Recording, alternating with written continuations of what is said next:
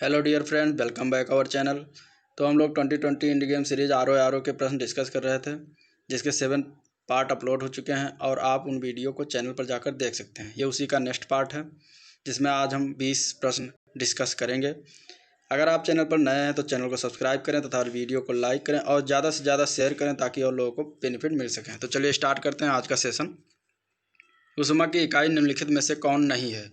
Option A centigrade, option B calorie, option C erg, option D joule. तो इनमें आपका answer सही हो जाएगा ऑप्शन ए सेंटीग्रेड। सेंटीग्रेड तापमान की इकाई होती है।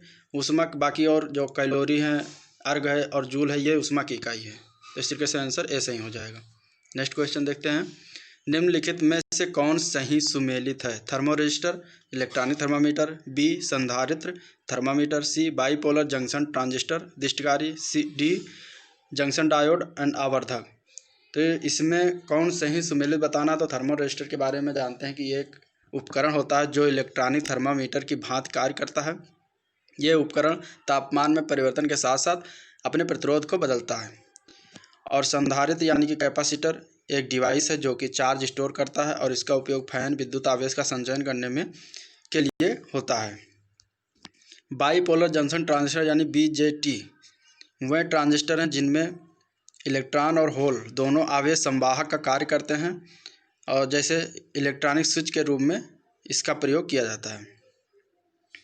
और जंक्शन डायोड का यूज दिष्टकारी के रूप में होता है। एक ऐसा इलेक्ट्रॉनिक कंपोनेंट है जो करंट को सिर्फ एक दिशा में फ्लो होने की अनुमति देता है। तो इस तरीके से इनमें आंसर सही हो जाएगा आपका ये थर्मोरजिस्टर इलेक्ट्रॉनिक थर्मामीटर होता है, बाकी सारे गलत हैं। हाँ, ये जंक्शन डायोड अगर दिष्टकारी के बारे में पूछा जाएगा तो ये सही है। जंक्शन डायोड एक दिष्टकारी के तरीके से कार्य करता है। अब अगले में ध्यान देना है, कभी भी पूछ सकता है इस तरीके से क्वेश्चन। अगला क्वेश्चन देखते हैं। ताप के निम्नलिखित में से किस पैमाने में ऋणात्मक मान नहीं होता है? इनमें आपका आंसर सही हो जाएगा ऑप्शन सी केल्विन। केल्विन पैमाने में ऋणात्मक मान नहीं होता, उसका मान 0 से 273 केल्विन तक होता है। और बाकी सेल्सियस है, फ़ारेनहाइट है, रूमर है, इन सब में ऋणात्मक मान भी पाया जाता है, निगेटिव में भी जाता है। ये 17 में पूछा गया था आरओ में। तो इस तरीके से इसका आंसर सी सही हो जाएगा। अगला क्वेश्चन देखते हैं। निम्नलिखित में से कौन सदिश राशि है? ऑप्शन ए समय, ऑप्शन बी चाल, ऑप्शन सी विस्थापन, ऑप्शन डी दूरी। तो इनमें बताना है कि इनमें से कौन सी सदिश राशि है। इनमें आपका सदिश राशि हो जाएगा विस्थापन। बाकी समय, चाल, दूरी ये सब सारी अदिश राशियाँ हैं। द्रव्यमान। तो अगला क्वेश्चन है। दो समान द्रव्यमान की वस्तुओं की गतिज ऊर्जाओं का अनुपात 4:9 है, तो उनके वेगों का अनुपात क्या होगा? ये पूछा गया था सवाल 2017 के एग्जाम में। तो इन्हें बताया गया कि समान द्रव्यमान यानी कि दोनों वस्तुओं का द्रव्यमान जो कि समान है, यम मान लेते हैं। और मान लीजिए पहली वस्तु की गतिज ऊर्जा यानी K1 = हो जाएगा ½ mv²। तो b की जगह पर v1² कर देते हैं। और दूसरी वस्तु का वेग मान लेते हैं v2 है, तो उसकी गतिज ऊर्जा K2 = ½ mv2²। अब इसको एक दूसरे से डिवाइड कर देते हैं, तो इनमें आपका हाफ से कैंसिल हो जाएगा और mm से कैंसिल हो जाएगा। और K1 और K2 का मान दिया, ऊर्जाओं का अनुपात दिया है 4:9, यानी कि इसको अनुपात में 4/9 लिख सकते हैं। तो 4/9 = v1²/v2², ये बचेगा। अब ये स्क्वायर लगा है तो इसका वर्गमूल निकाल लेते हैं दोनों साइड में। तो ये हो जाएगा 4/9 √ = v1/v2 = √4/9। तो इसका वर्गमूल निकालेंगे तो ये हो जाएगा 2:3 v1/v2। तो इसका आंसर सही हो जाएगा बी पार्ट 2:3। 2:3 वेगों का अनुपात हो जाएगा। नेक्स्ट क्वेश्चन देखते हैं। एक भारहीन गुब्बारे में 200 ग्राम जल भरा गया है, इसका जल में भार होगा। तो ऑप्शन ये हो जाएगा इसका 0। जल में इसका भार 0 होगा, क्योंकि जब कोई वस्तु जल में आंशिक या पूर्ण रूप से डुबोई जाती है तब उसके भार में कमी आ जाती है, और यह आभासी उसके द्वारा हटाए गए द्रव के भार के बराबर होती है। अब चूंकि गुब्बारे में जल के अंदर ऊपर तथा नीचे दोनों ओर प्लावन बल लगता है, तब जल में गुब्बारे का भार इक्वल टू हो जाएगा भार माइनस आयतन, उत्प्लावन बल, उत्प्लावन हो जाएगा। तो भार दिया गया है इसका 200 ग्राम और दोनों बराबर है, उत्प्लावन बल इक्वल टू भार, तो ये भी 200 ग्राम हो जाएगा। तो 200 माइनस 200 इक्वल टू 0। तो इस तरीके से इसका भार 0 हो जाएगा। अगले क्वेश्चन पर देखते हैं, दृश्य वर्णक्रम में सबसे कम तरंग दैर्घ्य वाला रंग है। दृश्य वर्णक्रम में सबसे कम तरंग दैर्घ्य वाला रंग कौन सा, ये बताना है। ऑप्शन ए लाल, ऑप्शन बी पीला, ऑप्शन सी नीला, ऑप्शन डी बैगनी। तो इनमें आपका आंसर सही हो जाएगा ऑप्शन डी बैगनी। बैगनी का वर्णक्रम में सबसे कम तरंगदैर्घ्य वाला रंग है, जबकि लाल रंग का तरंगदैर्घ्य सबसे अधिक होता है। तो इसलिए इसका आंसर सही हो जाएगा बैगनी, डी पार्ट। निम्न कथनों पर विचार कीजिए। कथन ए, हल्के रंगीन कपड़ों को दी जाती है वरीयता दी जाती है। हल्के रंग ऊष्मा को कम अवशोषित करते हैं। नीचे दिए गए कूट से सही उत्तर चुनना है, कौन सा इनमें सही है। ए और आर दोनों सही हैं और आर ए की व्याख्या का सही स्पष्टीकरण है, या ए और आर दोनों सही है किंतु आर ए का सही स्पष्टीकरण नहीं है। ए सही है किंतु आर गलत है, या बी ए गलत है किंतु आर सही है। तो इनमें कौन सा सही है ये बताना है कथन कारक पर विचार करके। तो दिया, हल्के रंगीन कपड़ों को गर्मी में वरीयता दी जाती है। हल्के रंग ऊष्मा को कम अवशोषित करते हैं। तो दोनों सही हो जाएगा, क्योंकि सफ़ेद तथा हल्के रंग के कपड़े ऊष्मा में कम अवशोषी होते हैं, इसलिए इन कपड़ों को गर्मी में वरीयता दी जाती है। तो इस तरीके से इसका आंसर सही हो जाएगा ऑप्शन ए और आर दोनों सही हैं और आर ए की सही स्पष्टीकरण है। नेक्स्ट क्वेश्चन देखते हैं, शुष्कता दशा संदर्भित है। ऑप्शन ए निम्न ताप से, ऑप्शन बी निम्न आर्द्रता से, ऑप्शन सी उच्च वाष्पन से, ऑप्शन डी अति उच्च ताप से। तो इसका आंसर सही हो जाएगा ऑप्शन बी निम्न आर्द्रता से। शुष्कता दशा में निम्न आर्द्रता का बोध होता है और इस तरीके से इसका आंसर बी सही हो जाएगा। नेक्स्ट क्वेश्चन देखते हैं, विद्युत चुंबकीय प्रेरण पर आधारित युक्ति है। तो ऑप्शन ए धारा मापी, ऑप्शन बी विभव मापी, option C dynamo, option D विद्युत मोटर। तो इनमें आपको बताना है कि विद्युत चुंबकीय प्रेरण पर कौन सी आधारित युक्ति है। तो डायनमो एक यांत्रिक ऊर्जा को विद्युत ऊर्जा में परिवर्तित करता है, तथा विद्युत मोटर जो ऑप्शन डी दिया गया है ये विद्युत ऊर्जा को यांत्रिक ऊर्जा में परिवर्तित करता है। तो इस तरीके से इसका ऑप्शन सी एंड डी दोनों सही हो जाएगा। धारा मापी धारा को माप करता है और विभव मापी विभव का माप करता है। तो इनमें जो विद्युत चुंबकीय प्रेरण पर ये दोनों युक्तियां आधारित होती हैं। इस तरीके से इसका दोनों आंसर सही हो जाएगा। अगला क्वेश्चन देखते हैं, निम्नलिखित में से कौन ट्रांजिस्टर का एक महत्वपूर्ण भाग है। तो ट्रांजिस्टर का महत्वपूर्ण भाग कौन सा ये बताना है। तो इनमें आपका आंसर सही हो जाएगा जर्मेनियम। जर्मेनियम एक ट्रांजिस्टर का एक महत्वपूर्ण भाग होता है। और जर्मेनियम के अलावा एक और तत्व है सिलिकॉन, ये भी ट्रांजिस्टर के महत्वपूर्ण भाग या मुख्य पदार्थ हैं जिनका उपयोग अर्धचालक की तरह ट्रांजिस्टर में किया जाता है। इनकी विद्युत चालकता सामान्य ताप पर चालक एवं विद्युत रोधी पदार्थों की चालकता के मध्य होती है, इसलिए बहुत ही महत्वपूर्ण हो जाता है ट्रांजिस्टर के लिए जर्मेनियम एंड सिलिकॉन। तो इसको याद रखना है। अगला क्वेश्चन देखते हैं, ताड़ित चालकों को बनाने में लोहे की छड़ों की अपेक्षा तांबे की छड़ों को वरीयता दी जाती है। लोहे की तुलना में तांबा विद्युत का अधिक सुचालक है और वायुमंडलीय परिस्थितियों में सरलता से ऑक्सीकृत नहीं होता है। तो उपयुक्त कथनों पर विचार करना है कि नीचे दिए गए कूट से सही उत्तर का चयन करिए। तो इनमें आपका आंसर सही हो जाएगा ऑप्शन ए तथा आर दोनों सही है और ए आर की भी सही व्याख्या भी करता है।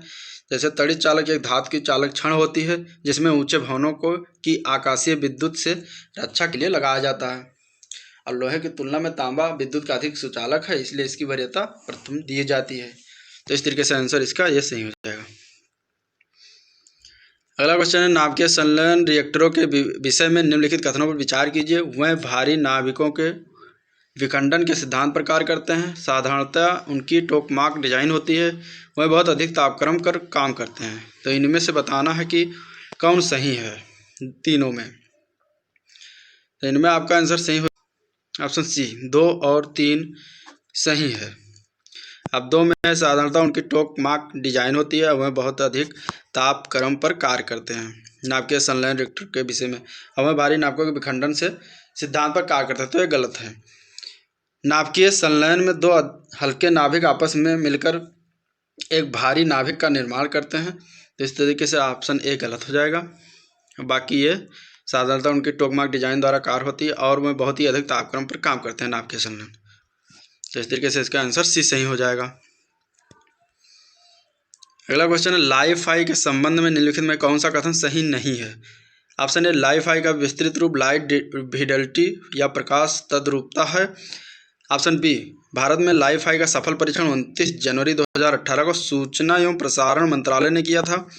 ऑप्शन सी, लाइफ-आई द्वारा 10 GB पर सेकंड डाटा को 1 किलोमीटर की परिधि में भेजा जा सकता है। ऑप्शन डी, इसका क्रियान्वयन ऑप्टिकल फाइबर द्वारा नेटवर्क। तो इनमें आपका आंसर सही हो जाएगा। ऑप्शन बी एंड डी दोनों सही है, क्योंकि लाइफ-आई एक वायरलेस ऑप्टिकल नेटवर्किंग तकनीक है जिसमें डेटा के संचरण के लिए प्रकाश उत्सर्जक डायोड यानी कि LED लाइट इमिटिंग डायोड का उपयोग किया जाता है। सफल परीक्षण इलेक्ट्रॉनिक्स एवं सूचना मंत्रालय द्वारा किया गया था, ना कि सूचना एवं प्रसारण मंत्रालय द्वारा। तो इस तरीके से इसका आंसर हो जाएगा बी एंड डी, ये दोनों सही नहीं है, बल्कि लाइफ-आई का विस्तृत रूप लाइट फिडेलिटी ये सही है। और भारत में लाइफ-आई का सफल परीक्षण 29 जनवरी 2018 सूचना प्रसारण मंत्रालय ने नहीं किया था, बल्कि इलेक्ट्रॉनिक्स एवं सूचना मंत्रालय ने किया था। सी सही है, लाइफ-आई द्वारा 10 GB पर सेकंड डाटा को 1 किलोमीटर की परिधि में भेजा जा सकता है। और डी इसका गलत हो जाएगा। तो इसके दो ऑप्शन गलत हो जाएंगे। अगला क्वेश्चन है, किस सिद्धांत पर जेट इंजन कार्य करता है। तो इसका आंसर हो जाएगा जेट इंजन, जो कि रैखिक संवेग संरक्षण पर कार्य करता है। तो इसका आंसर ऑप्शन ए सही हो जाएगा। अगला क्वेश्चन है, स्ट्रेटेलाइट होता है क्या होता है यह बताना है। ऑप्शन ए, समताप मंडल का सबसे ऊपरी बैंड। ऑप्शन बी, समताप मंडल का निचला बैंड। ऑप्शन सी, अधिक ऊंचाई पर समताप मंडल में स्थापित वायुपेत। ऑप्शन डी, शनि का प्राकृतिक उपग्रह। तो स्ट्रेटेलाइट जो कि विभिन्न प्रकार के बेतार संचार सिग्नलों को प्रसारित करने हेतु एक स्थायी प्लेटफॉर्म के रूप में कार्य करता है। तो इनमें आपका आंसर सही हो जाएगा ऑप्शन सी, स्ट्रेटेलाइट होता है अधिक ऊंचाई पर समताप मंडल में स्थापित वायुपोत। अगला क्वेश्चन देखते हैं, ATM से तात्पर्य है। ATM क्या है। तो ATM का फुल फॉर्म होता है ऑटोमेटेड टेलर मशीन, जो कि ऑप्शन सी में है। और ऑप्शन सी इसका सही हो जाएगा। यह एक प्रकार की मशीन एक ऐसा दूरसंचार नियंत्रित एवं कंप्यूटरीकृत उपकरण है जो ग्राहकों को वित्तीय हस्तांतरण से जुड़ी सेवाएं उपलब्ध कराता है। तो इस तरीके से इसका फुल फॉर्म बन जाएगा ऑटोमेटेड टेलर मशीन। तो आंसर सही हो जाएगा। अगला क्वेश्चन देखते हैं, इन निम्नलिखित में से कौन सा युग्म सही सुमेलित है नहीं है, सही सुमेलित नहीं है। मैं बताना कौन सा युग्म जो कि सुमेलित नहीं है। एल्युमिनियम बॉक्साइट तो सही है। कॉपर सिनेबार ने कॉपर क्यूपराइट का कॉपर के अयस्क क्यूपराइट है, जिसको क्यूपराइट कहते हैं। और सिनेबार मरकरी का अयस्क है।